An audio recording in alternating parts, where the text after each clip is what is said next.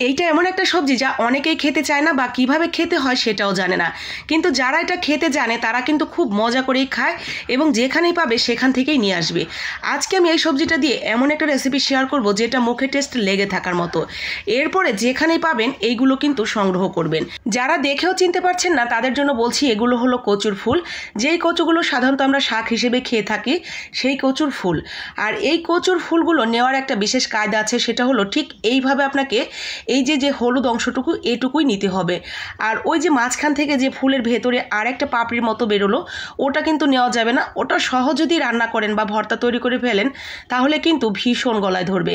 শুধুমাত্র এই হলুদ অংশটুকু কোনোভাবেই আপনার গলা কুটকুট করবে না বা গলায় ধরার কোনো চান্সই নেই। আবার নিচের দিকে যে মোটা অংশটুকু আছে সেটাও কিন্তু নেওয়া যাবে না, শুধুমাত্র ওই হলুদ অংশটুকুই নেবেন। আর বাদ বাকি যেটা থাকবে সবটুকু আমরা ফেলে দিব। তো সবগুলো আমি একইভাবে সুন্দর করে পরিষ্কার পরিচ্ছন্ন করে বেছে নিয়েছি। বাছা হয়ে গেলে ওই যে ওই পাশের যে সবুজ সবুজ ওগুলো সবটাই ফেলে দিব, শুধুমাত্র এই হলুদ পাপড়িগুলোই নিব আমি। তো এগুলোকে এখন আমি টুকরো টুকরো করে কেটে নিচ্ছি সুন্দর করে। আজকে আমি যা তৈরি করব তার জন্য এভাবে টুকরো টুকরো করে কেটে নিলেই হবে। যদি কেউ ভর্তা তৈরি করে খেতে চান সেই ক্ষেত্রে ভর্তা করেও কিন্তু এটা দারুণ লাগে খেতে। কে কে এই কচুর ফুলের রেসিপি খেয়েছেন বা আদৌ এটা খাওয়া যায় জানতেন কিনা সেটাও কিন্তু আমার সাথে শেয়ার করবেন। তো এইভাবে আমি টুকরো টুকরো করে কেটে নিয়ে এটা সুন্দর করে ধুয়ে নিব। ভেতরের দিকটা কিন্তু খুবই সুন্দর, অনেকগুলো লেয়ার লেয়ার খুব সুন্দর করে মোড়ানো, দেখতে ভীষণ ভীষণ সুন্দর। তো আমার এটা ধোয়া হয়ে গেলে চলেন যাই দেখি রান্না করার জন্য। রান্না করতে তেমন কোনো কিছু লাগবে না, তবে প্রথমেই আমরা একটা পেস্ট তৈরি করে নেব মশলার মধ্যে এখানে দিয়ে দিয়েছি রসুন, পেঁয়াজ আর সাথে দিয়েছি শুকনা মরিচ। পেস্ট তৈরি করা হয়ে গেছে। এখন কড়াইতে তেল দিয়ে দিব কিছুটা কালো জিরা ফোড়ন, তার ভেতরে সেই পেস্ট এবং কালো জিরা ফোড়নের সাথে আমি আরও অ্যাড করে দিব রেগুলার যে মশলাগুলো থাকে সেই মশলাগুলো, স্বাদ মতো লবণ, হলুদের গুঁড়া, মরিচের গুঁড়া, ধনিয়ার গুঁড়া। জাস্ট এতটুকু মশলা দিলেই হয়ে যাবে। এই কচুর ফুলগুলো কিন্তু খুব একটা গলায় ধরে না, খুব একটা কি একদমই ধরে না। তবে অনেকেরই আছে কচু নাম শুনলেই গলা কুটকুটায়, তারা চাইলে রসুনের পরিমাণ আরও কিছুটা বাড়িয়ে দিতে পারেন।